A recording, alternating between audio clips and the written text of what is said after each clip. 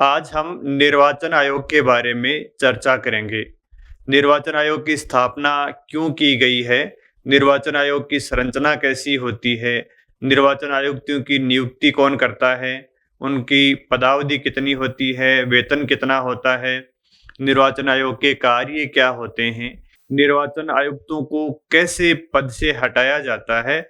इनके बारे में आज हम चर्चा करने वाले हैं। पहला सवाल तो यही है कि निर्वाचन आयोग की आवश्यकता क्यों पड़ी है? तो आप जानते हो हम लोकतंत्र में रहते हैं। लोकतंत्र में रहते हैं तो शासन किसका होता है? जनता का शासन होता है। तो जनता शासन कैसे करती है? या तो खुद जनता शासन करती है, जनता शासन कार्यों में खुद स्वयं भाग लेती है, या फिर जनता की प्रतिनिधि शासन में भाग लेते हैं। अब वर्तमान काल में जनसंख्या इतनी ज्यादा बढ़ गई है कि सारी जनता शासन प्रक्रिया में स्वयं भाग ले, ये बात तो संभव नहीं है। इसलिए दूसरा क्या तरीका अपनाया गया कि जनता अपने प्रतिनिधियों के माध्यम से शासन कार्यों में भाग लेती है। ठीक है, तो उसको क्या बोलते हैं? प्रतिनिधि लोकतंत्र बोलते हैं। और जो ही प्रतिनिधि लोकतंत्र आता है, उसके साथ निर्वाचन अपने आप ही जुड़ जाता है। कैसे जुड़ता है? भाई, जनता अपने प्रतिनिधि किसे बनाएगी? किसको जनता अपना प्रतिनिधि बनाएगी? इस सवाल का जवाब हमें निर्वाचन से ही मिलेगा। जनता के सामने बहुत सारे प्रतिनिधि होंगे, तो उनमें से किसी एक प्रतिनिधि का चयन कैसे किया जाएगा, उसके लिए निर्वाचन की आवश्यकता पड़ती है। तो ज्यों ही लोकतंत्र का स्वरूप प्रतिनिधि लोकतंत्र के रूप में आता है हमारे सामने, तो उसके साथ ही फिर निर्वाचन की बात आती है। और निर्वाचन कैसा होना चाहिए? निर्वाचन स्वतंत्र और निष्पक्ष होना चाहिए। इसलिए हमारे संविधान में भी निर्वाचन आयोग की बात की गई है, क्योंकि हमारे यहाँ भी लोकतंत्र है और लोकतंत्र का प्रतिनिधि स्वरूप ही हमारे भारत में अपनाया हुआ है। तो जनता अपने प्रतिनिधियों का चयन कैसे करेगी, उनका चुनाव कैसे करेगी? तो वो निर्वाचन के माध्यम से करेंगे, चुनाव के माध्यम से करेंगे। तो इसलिए जनता के द्वारा स्वतंत्र और निष्पक्ष रूप से अपने प्रतिनिधियों का निर्वाचन किया जा सके, इसलिए एक संवैधानिक संस्था का निर्माण कर दिया गया है, जिसको क्या बोलते हैं? निर्वाचन आयोग बोलते हैं। लेकिन एक बात और जरूरी है, हम जब लोकतंत्र की बात कर रहे हैं तो लोकतंत्र का मतलब केवल चुनाव हो जाना नहीं है। अगर हम कह दें कि हमारे यहाँ पे 18 लोकसभा के चुनाव हो चुके हैं और भारत में लोकतंत्र मजबूत हो गया है, ये बात सत्य नहीं है। क्योंकि चुनाव तो तानाशाही शासन वाले देशों में भी होते हैं। तो चुनाव होना लोकतंत्र का एक पक्ष है। लोकतंत्र का मूल मर्म चुनाव होना नहीं है। लोकतंत्र का मूल मर्म क्या है? सामाजिक न्याय की स्थापना करना, लोगों को समानता और अधिकार प्रदान करना, लोगों के जीवन स्तर को ऊपर उठाना, प्रत्येक व्यक्ति की गरिमा का सम्मान करना, ये सब चीजें होती हैं, तब लोकतंत्र प्रभावशाली होता है। लेकिन लोकतंत्र का एक पक्ष से चुनाव करवाना भी है, और हमारे यहाँ चुनाव करवाने के लिए एक संवैधानिक और स्वायत्त संस्था की स्थापना की गई है, जिसका नाम है निर्वाचन आयोग। तो जनता के प्रतिनिधियों का चुनाव करवाने के लिए निर्वाचन आयोग की स्थापना की गई है। तो क्या निर्वाचन आयोग की स्थापना संविधान में की गई है? क्या इसके प्रावधान संविधान में हैं या किसी विधि के द्वारा इसका निर्माण किया गया है?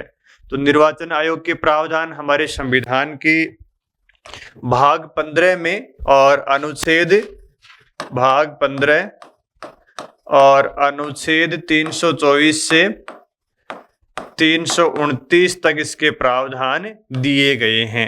संवैधानिक प्रावधान कहाँ दिए गए हैं? निर्वाचन आयोग के संवैधानिक प्रावधान दिए गए हैं अनुच्छेद 324 से 329 तक। निर्वाचन आयोग से संबंधित 5 अनुच्छेद यहाँ पे दिए गए हैं, जिसमें निर्वाचन आयोग की संरचना और थोड़े बहुत कार्य संक्षिप्त रूप में संविधान में दिए गए हैं। निर्वाचन आयोग को चुनाव करवाना होता है, उसके लिए अन्य बहुत सारे कार्य करने पड़ते हैं, उनके प्रावधान संविधान में नहीं दिए गए हैं। भाई, निर्वाचन आयोग को पूरे चुनाव का संचालन करना पड़ता है, निर्वाचक नामावली तैयार करनी पड़ती है, परिसीमन करना पड़ता है, दलों को मान्यता देनी पड़ती है, दलों का रजिस्ट्रेशन करना पड़ता है, चुनाव की घोषणा करता है, मतों की गणना करता है, बहुत सारे चुनाव आयोग के कार्य होते हैं। तो इसलिए सारे कार्य तो यहाँ दिए नहीं गए हैं, इसलिए संसद को ये अधिकार दे दिया, संसद को ये शक्ति दे दी कि निर्वाचन से संबंधित आप किन्हीं विधियों का निर्माण कर सकते हैं। इसलिए संसद के द्वारा निर्वाचन से संबंधित कई कानूनों का निर्माण भी किया गया है, जिनको हम आगे देखेंगे। तो पहली बात तो यह आती है, इसके प्रावधान तो यहाँ दिए गए हैं। अब संविधान में प्रावधान दिए गए हैं, इसलिए ये आयोग कैसा है? संवैधानिक आयोग है। कैसा आयोग है ये? संवैधानिक आयोग। निर्वाचन आयोग कैसा है? संवैधानिक आयोग है, जिसकी स्थापना 25 जनवरी 1950 को की गई थी। 25 जनवरी 1950 को निर्वाचन आयोग की स्थापना भारत में की गई थी। और 25 जनवरी को क्या मनाते हैं? मतदाता दिवस भी मनाया जाता है। निर्वाचन आयोग की स्थापना 25 जनवरी हुई, इसलिए 25 जनवरी को मतदाता दिवस भी मनाया जाता है। और ये संवैधानिक आयोग है। तो ये तो इसकी स्थापना से संबंधित बात हो गई। अब देखते हैं अपनी इसकी संरचना। तो निर्वाचन आयोग की जो संरचना है ना, वो अनुच्छेद 324 में दी गई है। यहाँ पर जो भी बातें लिखी गई हैं, सारी बातें कहाँ लिखी गई हैं? अनुच्छेद 324 में। ये जो सारी बातें यहाँ लिखी गई हैं, ये सारे प्रावधान कहाँ दिए गए हैं? अनुच्छेद 324 में दिए गए हैं। अनुच्छेद 324 में निर्वाचन आयोग की संरचना दी गई है, पदावधि के बारे में प्रावधान है, हटाने के बारे में प्रावधान है, वो क्या कार्य करेंगे उसके बारे में प्रावधान दिए गए हैं। तो निर्वाचन आयोग की संरचना देखें तो वर्तमान में निर्वाचन आयोग 3 सदस्यीय आयोग है, जिसमें एक मुख्य निर्वाचन आयुक्त है और 2 अन्य निर्वाचन आयुक्त होते हैं।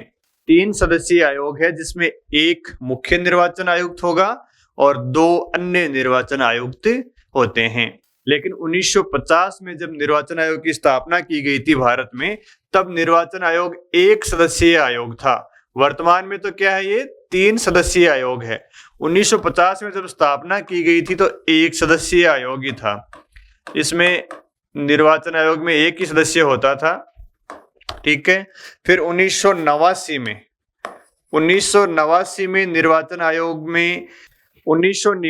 निर्वाचन आयोग में 2 सदस्य और बढ़ा दिए गए। तो एक तो पहले ही था और 2 सदस्य और बढ़ा दिए गए। तो 1989 में ये 3 सदस्यीय आयोग बन गया। तो 1989 में 16 अक्टूबर को इसमें सदस्यों की संख्या में बढ़ोतरी की थी। उसके बाद में जनवरी 1990 में वापिस निर्वाचन आयोग को 1 सदस्यीय आयोग बना दिया। पहले तो 1 सदस्य से 3 सदस्यीय कर दिया, 3 से फिर वापस 1 सदस्यीय कर दिया जनवरी 1990 में। और फिर 1 अक्टूबर 1993 को वापस इसमें 3 सदस्य कर दिए, यानी एक तो मुख्य निर्वाचन आयुक्त और 2 अन्य निर्वाचन आयुक्त। वर्तमान में जो निर्वाचन आयोग है वो 3 सदस्यीय आयोग है। तो निर्वाचन आयोग 1950 से 89 तक तो था 1 सदस्यीय, जिसमें 1 ही सदस्य होता था। 1989 में उसमें 2 सदस्य और जोड़ दिए, तो ये हो गया 3 सदस्यीय।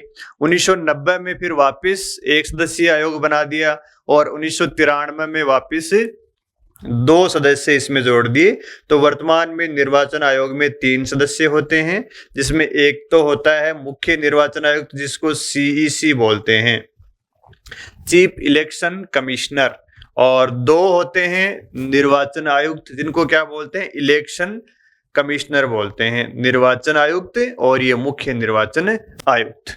तो वर्तमान में ये इसकी स्ट्रक्चर है, एक मुख्य निर्वाचन आयुक्त होता है, 2 अन्य निर्वाचन आयुक्त होते हैं। जब अन्य निर्वाचन आयुक्त की नियुक्ति कर दी जाती है, तो ये जो मुख्य निर्वाचन आयुक्त है ना, ये इन निर्वाचन आयोग के बैठकों की अध्यक्षता करता है। भाई जब निर्वाचन आयोग 1 सदस्यीय आयोग था, एक ही व्यक्ति होता था, तो बैठक की अध्यक्षता का कोई सवाल ही नहीं उठता है। लेकिन जब 2 सदस्य और जोड़ दिए इसमें, तब ये जो मुख्य निर्वाचन आयुक्त है ये क्या करता है? बैठकों की अध्यक्षता करता है। जब तीनों निर्वाचन आयुक्त एक साथ बैठते हैं तो अध्यक्षता कौन करता है? ये करता है। बाकी इसके पास और इनकी शक्तियों में कोई अंतर नहीं होता है। मुख्य निर्वाचन आयुक्त अन्य निर्वाचन आयुक्त की शक्तियों में कोई अंतर नहीं होता है। बस इसके पास एक क्या अधिकार है? ये बैठकों की अध्यक्षता करेगा। और निर्वाचन आयोग जब बैठक करेगा तो निर्णय सर्वसम्मति से लिए जाएंगे। अगर सर्वसम्मति नहीं बनती है तो फिर निर्णय बहुमत से लिए जाएंगे। ठीक है, तो ये इसकी संरचना से संबंधित बात हो गई। कब कब एक सदस्यीय था, कब बहुसदस्यीय था, ये आपको याद रखना है। अगली बात आती है फिर निर्वाचन आयुक्तों की नियुक्ति की।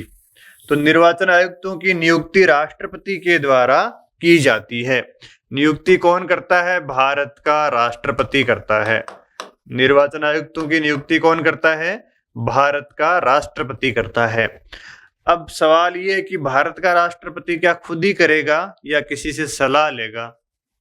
जैसे अन्य नियुक्तियां की जाती हैं वैसे ही राष्ट्रपति निर्वाचन आयुक्तों की नियुक्ति करते समय भी मंत्रिपरिषद से सलाह के आधार पर ही नियुक्ति करता है। मंत्रिपरिषद से ये सलाह लेता है, क्योंकि राष्ट्रपति खुद तो काम करता नहीं, वो तो मंत्रिपरिषद की सलाह से ही कार्य करता है।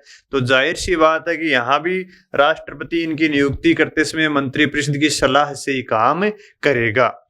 जब राष्ट्रपति के द्वारा मंत्रिपरिषद की सलाह से निर्वाचन आयुक्तों की नियुक्ति की जाती है तो ये कहा गया कि इससे निर्वाचन आयोग का जो कार्य होगा वो प्रभावित होगा। क्यों होगा? क्योंकि मंत्रिपरिषद की नियुक्ति में दखल अंदाजी बढ़ने से निर्वाचन आयोग के कार्यों में राजनीतिक हस्तक्षेप बढ़ेगा। क्योंकि जो मंत्रिपरिषद होती है वो राजनीतिक होती है, किसी न किसी पार्टी का मंत्रिपरिषद होता है, तो उससे निर्वाचन आयोग निष्पक्ष और स्वतंत्र रूप से कार्य नहीं करवा पाएगा। इसलिए सुप्रीम कोर्ट ने 2023 में अनूप बरनवाल वाद में ये निर्णय दिया कि निर्वाचन आयुक्तों की नियुक्ति करते समय राष्ट्रपति एक समिति की सिफारिश पर ही निर्वाचन आयुक्तों की नियुक्ति करेंगे। तो सुप्रीम कोर्ट के निर्णय को ध्यान में रखते हुए भारत सरकार के द्वारा एक कानून का निर्माण किया गया था और उस कानून का क्या नाम है? निर्वाचन आयुक्त, मुख्य निर्वाचन आयुक्त, नियुक्ति, सेवा शर्तें और पदावधि अधिनियम 2023। सुप्रीम कोर्ट के निर्णय के बाद में कौन सा कानून बनाया था? निर्वाचन आयुक्त, मुख्य निर्वाचन आयुक्त, सेवा शर्तें, नियुक्ति और पदावधि अधिनियम 2023। ये विधि सरकार के द्वारा कब बनाई गई? जब अनूप बरनवाल वाद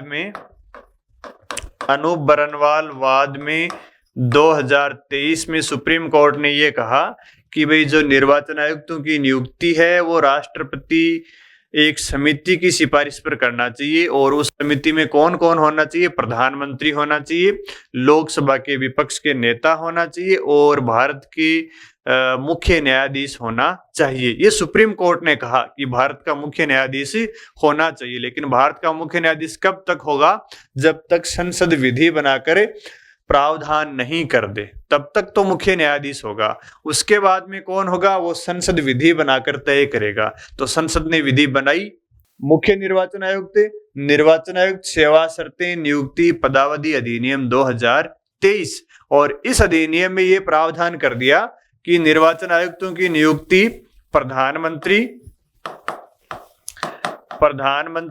लोकसभा में विपक्ष के नेता और एक कैबिनेट मंत्री की अध्यक्षता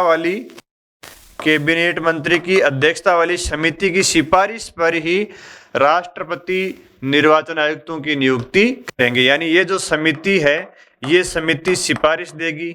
ये समिति किसको सिफारिश देगी? राष्ट्रपति को देगी और इस समिति की सिफारिश पर राष्ट्रपति के द्वारा निर्वाचन आयुक्तों की नियुक्ति की जाएगी। तो ये प्रावधान किसमें किया गया है? समिति का इस विधि के अंतर्गत किया गया है और ये विधि 2023 में संसद के द्वारा बनाई गई थी। तो वर्तमान में निर्वाचन आयुक्तों की नियुक्ति कैसे की जाती है? ये नई विधि बना दी है। इस विधि के अंतर्गत ये एक समिति है जो प्रधानमंत्री, विपक्ष के नेता लोकसभा में, विपक्ष के नेता कहाँ पे? लोकसभा में। और कैबिनेट मंत्री, पहले जो नियुक्ति की प्रक्रिया थी वो राष्ट्रपति के द्वारा ही नियुक्त किया जाता था, यानी मंत्रिपरिषद की सलाह से राष्ट्रपति निर्वाचन आयुक्तों की नियुक्ति करते थे। तो वर्तमान में ये सिस्टम बदल चुका है। और ये जो समिति है, इस समिति के पास नाम कहाँ से आएंगे? इसके लिए एक खोज समिति और बनाई गई है। इस समिति को खोज समिति नाम भेजेगी। और खोज समिति किसकी अध्यक्षता में बनेगी? भारत के कैबिनेट सचिव की अध्यक्षता में खोज समिति बनेगी। भारत का जो कैबिनेट सचिव है उसकी अध्यक्षता में एक खोज समिति बनेगी। ये खोज समिति ना सर्च कमेटी बनेगी। ये सर्च कमेटी 5-7 नाम इनको भेजेंगे और 5-7 नामों से ये सिफारिश किसको देंगे? राष्ट्रपति को देंगे। राष्ट्रपति इनकी नियुक्ति करेगी। तो ये प्रावधान कहाँ किया गया भाई? इस विधि में किया गया है। विधि का क्या नाम है? और विधि का क्या नाम है? मुख्य निर्वाचन आयुक्त, सीईसी, ईसी यानी इलेक्शन कमिश्नर निर्वाचन आयुक्त, सेवा शर्तें नियुक्ति पदावधि अधिनियम 2023। इसके अंतर्गत निर्वाचन आयुक्तों की जो नियुक्ति का प्रावधान है वो इस प्रकार हो गया है। तो इसको आप ध्यान में रखें। अब अगली बात आती है प्रादेशिक निर्वाचन आयुक्तों की नियुक्ति की। तो प्रादेशिक निर्वाचन आयुक्तों की नियुक्ति कौन करेगा? राष्ट्रपति करेगा। लेकिन किसकी सिफारिश से करेगा? वो मुख्य निर्वाचन आयुक्त की सिफारिश से करेगा।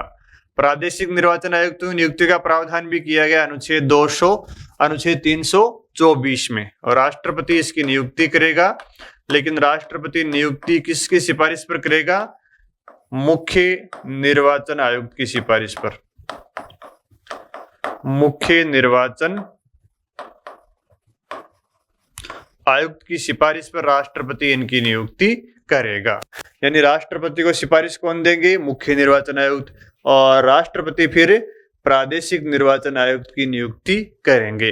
प्रथम आम चुनाव में प्रादेशिक निर्वाचन आयुक्तों की नियुक्ति की गई थी, उसके बाद में कभी भी नहीं की गई थी। तो ये प्रादेशिक निर्वाचन आयुक्त है। फिर सेवा शर्तें, पदावधि और वेतन।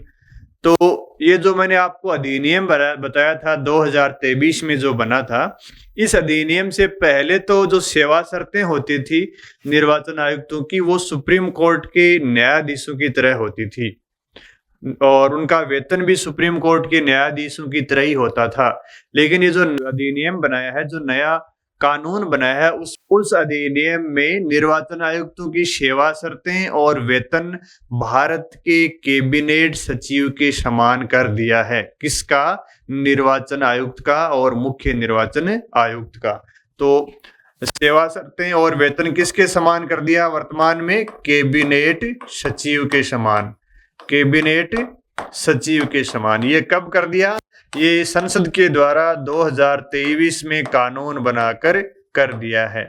इस कानून के माध्यम से इनका वेतन किसके समान कर दिया? कैबिनेट सचिव के समान।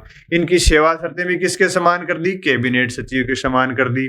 और निर्वाचन आयुक्तों की जो अवधि होती है, कितनी पदावधि या कार्यकाल तक ये पद पे रहते हैं, इसका प्रावधान संविधान में नहीं किया गया है, इस विधि के अंतर्गत ही किया गया है। तो वर्तमान में इनकी पदावधि कितनी होती है? 6 वर्ष अधिकतम कार्यकाल या फिर 65 वर्ष तक। यानी कोई निर्वाचन आयुक्त या मुख्य निर्वाचन आयुक्त अपने पद पर कितने अधिकतम वर्ष तक रह सकता है? उसका कार्यकाल होता है अधिकतम 6 वर्ष तक, या फिर उसकी आयु 65 वर्ष तक हो जाए। जो भी इसमें से पहले हो उस अवधि तक वो अपने पद पे रह सकते हैं। तो पदावधि कितनी होती है? 6 वर्ष या 65 वर्ष, जो भी पहले हो। सेवा शर्तें और वेतन कैबिनेट सचिव के समान कर दिया है। इस अधिनियम से पहले किसके समान था सेवा शर्तें और वेतन? भारत के सुप्रीम कोर्ट के न्यायाधीशों के बराबर उनका वेतन और सेवा शर्तें थी।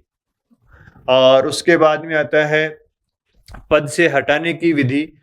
तो आपने 2 चीजें यहाँ पे देखी होंगी, एक तो नियुक्ति का तरीका बदला गया था 2023 की विधि के द्वारा, और एक सेवा शर्तें और वेतन 2023 की विधि के द्वारा निर्वाचन आयुक्तों की बदली गई है। 2 चीजों में विधि के द्वारा परिवर्तन किया गया, बाकी सारी वैसे ही वैसे हैं। ठीक है। फिर अगली बात आती है पद से हटाने की विधि। तो भारत के मुख्य निर्वाचन आयुक्त और निर्वाचन आयुक्त को पद से हटाने की विधि कैसी है? तो दोनों की विधियां अलग अलग हैं। निर्वाचन आयुक्त को पद से हटाने की विधि अलग है और मुख्य निर्वाचन आयुक्त को हटाने की विधि अलग है। देखो, जो निर्वाचन आयुक्त हैं, अन्य निर्वाचन आयुक्त हैं, उनको पद से हटाने की विधि अलग है और मुख्य निर्वाचन आयुक्त को पद से हटाने की विधि अलग है। मुख्य निर्वाचन आयुक्त, तो पहले अपन देखते हैं मुख्य निर्वाचन आयुक्त को पद से कैसे हटाएंगे। तो जैसे भारत के सुप्रीम कोर्ट के जजों को हटाते हैं वैसे इनको पद से हटाया जाता है। भारत के उच्चतम न्यायालय के जजों को पद से हटाने की विधि से ही मुख्य निर्वाचन आयुक्त को हटाया जाता है। तो जजों को कैसे हटाते हैं, किस आधार पर हटाते हैं? साबित कदाचार। क्या आधार है जजों को हटाने के? वही आधार इनके हैं, साबित कदाचार, या दूसरा क्या है? असमर्थता। असमर्थता क्या होती है? शारीरिक भी हो सकती है और मानसिक भी हो सकती है। असमर्थता, शारीरिक या मानसिक। कदाचार का मतलब है भ्रष्टाचार करना, पद का दुरुपयोग करना, यौन शोषण करना, ये सारे कदाचार की श्रेणी में आते हैं। असमर्थता का मतलब दिखना नहीं, सुनाई नहीं देना, बैठा नहीं जाना, उठा नहीं जाना, ये सारे कार्य शारीरिक असमर्थता में आते हैं। या कोई पागल हो जाए, मानसिक असमर्थ हो सकता है। और हटाने की विधि क्या है? संसद के दोनों सदनों से विशेष बहुमत से ही इनको हटाया जा सकता है। जैसे सुप्रीम कोर्ट के न्यायाधीशों को हटाते हैं, वही विधि सेम टू सेम इसमें है। तो कौन सा बहुमत होता है? संसद के विशेष बहुमत से। संसद का मतलब दोनों सदनों के विशेष बहुमत से, और दोनों सदनों का विशेष बहुमत का मतलब क्या है? यानी सदन की कुल सदस्य संख्या का बहुमत, सदन की कुल सदस्य संख्या का बहुमत, सदन की कुल सदस्य संख्या का बहुमत। और दूसरी बात क्या आती है विशेष बहुमत में? दूसरी बात आती है उपस्थित और मतदान करने वाले का 2/3 बहुमत। उपस्थित एवं मतदान करने वाले का 2/3 बहुमत। इस बहुमत को क्या बोलते हैं? विशेष बहुमत बोलते हैं। तो न्यायाधीशों को जिस प्रकार हटाया जाता है वैसे ही निर्वाचन आयुक्त यानी मुख्य निर्वाचन आयुक्त को हटाया जाता है। तो इस प्रस्ताव अगर संसद में इस बहुमत से पारित हो जाता है, अगर संसद से प्रस्ताव इस बहुमत से पारित हो जाता है इन आधारों पर, तो फिर राष्ट्रपति के द्वारा आदेश जारी करके इनको हटाया जा सकता है। फिर राष्ट्रपति आदेश जारी करके इनको हटा सकता है। किसको? सिर्फ भारत के मुख्य निर्वाचन आयुक्त को, सीईसी को। सिर्फ किसको? सीईसी को। तो ये तो मुख्य निर्वाचन आयुक्त को हटाने का तरीका है। फिर जो अन्य निर्वाचन आयुक्त हैं उनको हटाने के तरीके अलग हैं। उनको कैसे हटाएंगे? इनको भी राष्ट्रपति हटाएगा, लेकिन राष्ट्रपति कैसे हटाएगा? राष्ट्रपति मुख्य निर्वाचन आयुक्त की सलाह से, मुख्य निर्वाचन आयुक्त की सलाह से हटाएगा। मुख्य निर्वाचन आयुक्त की सलाह से, ठीक है।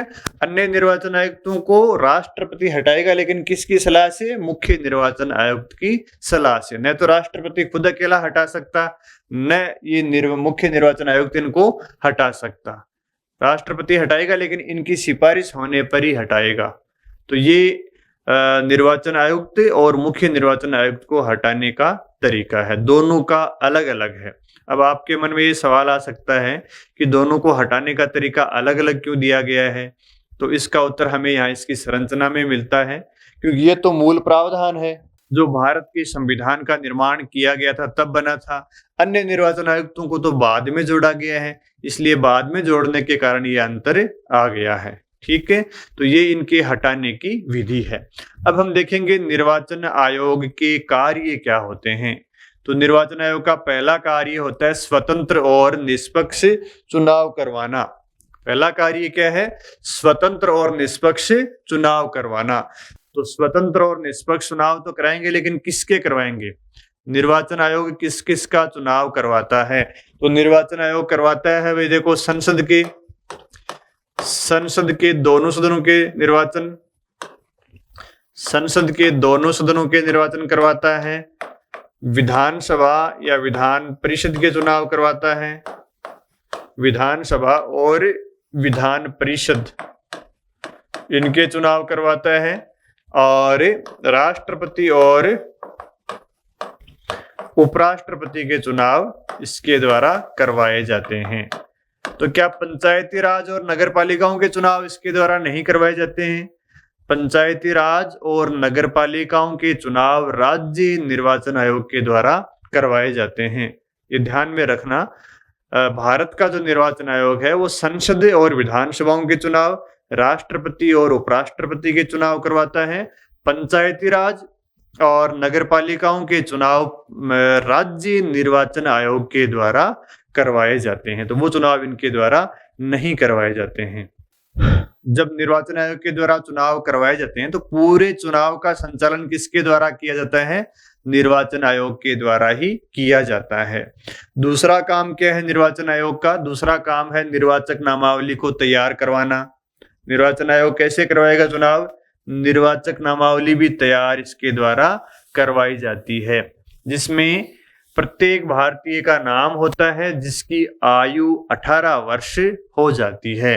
लेकिन निर्वाचक नामावली तैयार करवाते समय निर्वाचन आयोग किसी भी व्यक्ति के साथ जाति, किसी भी व्यक्ति के साथ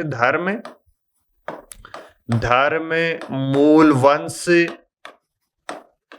जाति और लिंग के आधार पर भेदभाव नहीं करेगा। इन आधारों पर निर्वाचन आयोग के द्वारा निर्वाचक नामावली तैयार करते समय कोई भेदभाव नहीं किया जाएगा। ठीक है। और निर्वाचन आयोग के द्वारा निर्वाचक नामावली में किनका नाम जोड़ा जाता है? जिन लोगों की आयु 18 वर्ष हो जाती है। यानी भारत में सार्वभौमिक मताधिकार दिया गया है। भारत में संविधान लागू होते ही सभी लोगों को जिनकी आयु 18 वर्ष हो गई है उनको मताधिकार का प्रयोग करने की अनुमति दी है। लेकिन जो अन्य देश हैं, जो पुराने लोकतंत्र हैं, वहां पे चरणबद्ध तरीके से सार्वभौम मताधिकार दिया गया था। भारत में संविधान बनाने के साथ ही सार्वभौम मताधिकार प्रदान कर दिया है। सार्वभौम वयस्क मताधिकार। सार्वभौम वयस्क मताधिकार का क्या मतलब होता है? जिन लोगों की आयु 18 वर्ष की हो जाती है वर्तमान में, पहले इसकी जगह कितनी आयु थी? 21 वर्ष। तो 21 वर्ष को 61वें संविधान संशोधन अधिनियम 1988 के द्वारा इस आयु को बदलकर कितनी कर दी? 18 वर्ष कर दी। भाई मूल संविधान में तो सार्वभौम मताधिकार की आयु 21 वर्ष ही थी, लेकिन 61वें संविधान संशोधन के द्वारा 21 वर्ष से घटाकर 18 वर्ष कर दी है। तो ध्यान में रखना। तो वर्तमान में सार्वभौम वयस्क मताधिकार 18 वर्ष से ऊपर के जो भी व्यक्ति हैं जिनका नाम निर्वाचक नामावली में है उनको भारत में मताधिकार दिया गया है। तो भारत में एक साथ सार्वभौम मताधिकार दिया गया है, जबकि विकसित देशों में महिलाओं को बहुत लेट जाकर मताधिकार मिला था। लेकिन सार्वभौम वयस्क मताधिकार पर कुछ प्रतिबंध भी लगाया गया है। और प्रतिबंध किस बात का है? अगर कोई व्यक्ति भारत का निवासी नहीं रहता है, यानी अनिवासी हो जाता है, या विकृत चित्त हो जाता है, या विकृत चित्त हो जाता है, या अपराध या भ्रष्ट या अनैतिक आचरण में लिप्त होता है, अनैतिक आचरण में लिप्त होता है, तो उसको मताधिकार से वंचित किया जा सकता है। तो सार्वभौम मताधिकार से वंचित करने के आधार क्या हैं? ये मुख्य आधार हैं।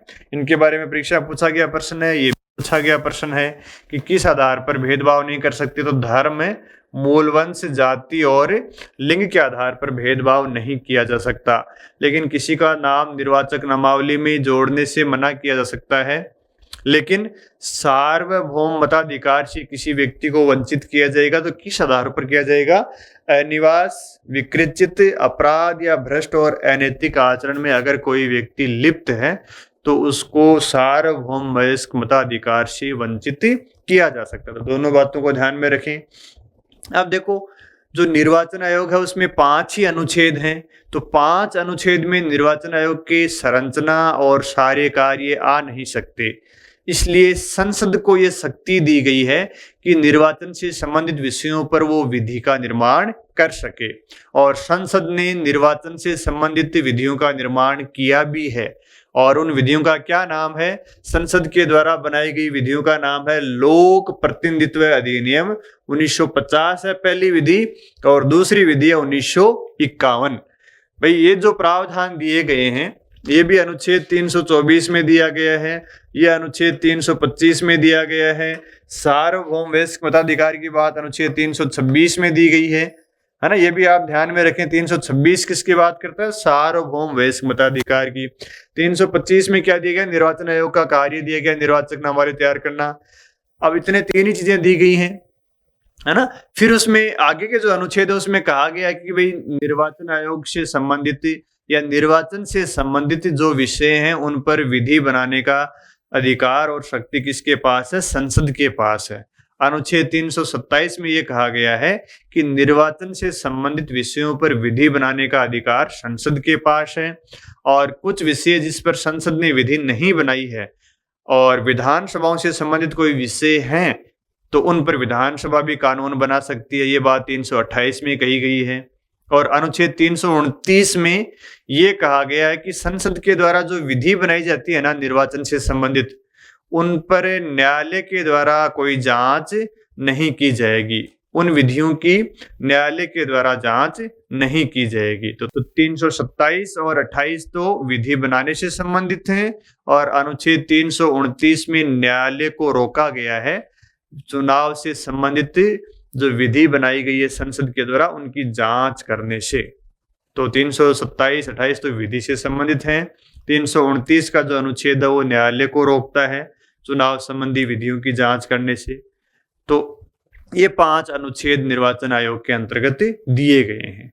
तो सभी बातें इसमें अभी तक नहीं आई, क्योंकि चुनाव के दौरान निर्वाचन आयोग के बहुत सारे कार्य होते हैं। तो वो कार्य फिर कहाँ दिए गए हैं? वो संसद के द्वारा बनाई गई विधि में दिए गए हैं। और संसद ने कौन सी विधि बनाई है? जन प्रतिनिधित्व या लोक प्रतिनिधित्व अधिनियम 1950 पहली विधि तो ये हो गई, लोक प्रतिनिधित्व अधिनियम 1950, और दूसरी विधि हो गई लोक प्रतिनिधित्व अधिनियम 1951। इनमें निर्वाचन आयोग के कार्य और दिए गए हैं। तो आइए देखते हैं कौन से कार्य दिए गए हैं।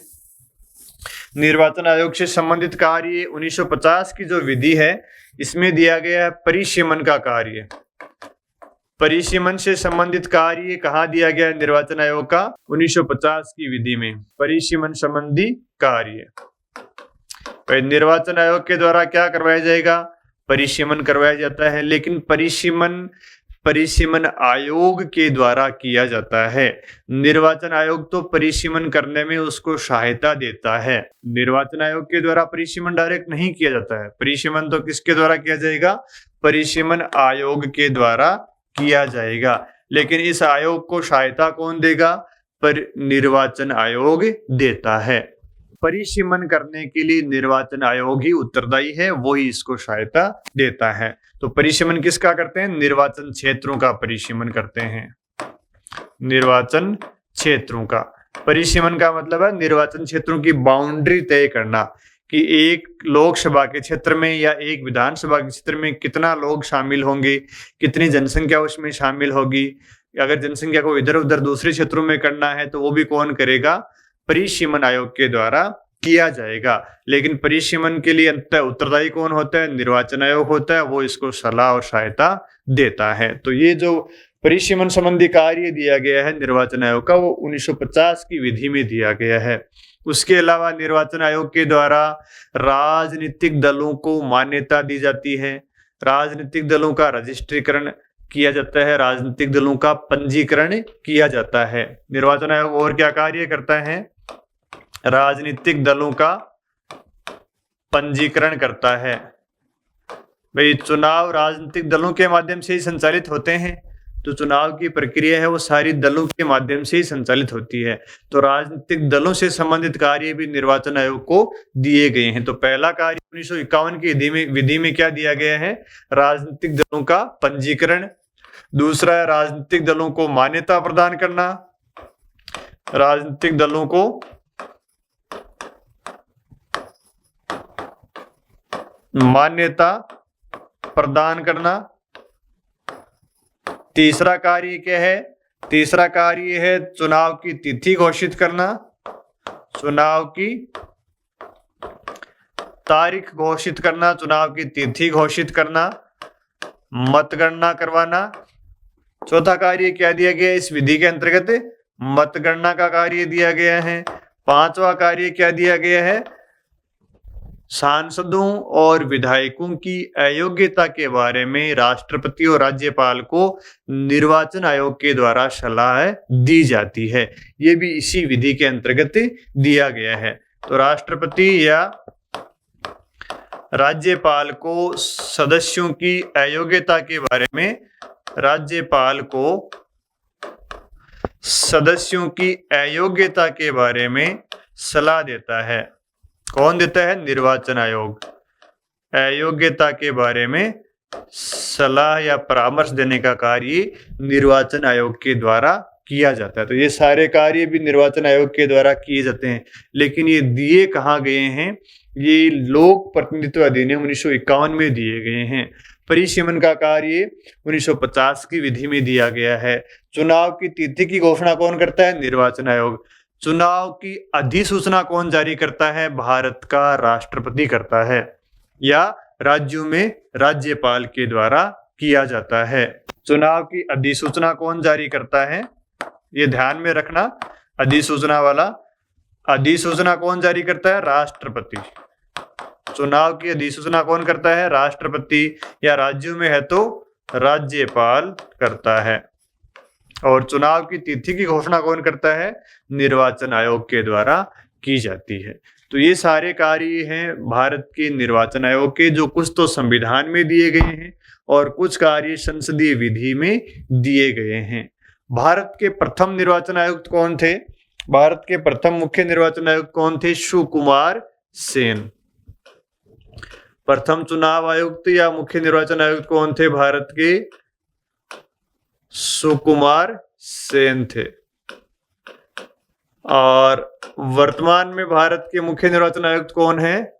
राजीव कुमार। वर्तमान में कौन है? राजीव कुमार।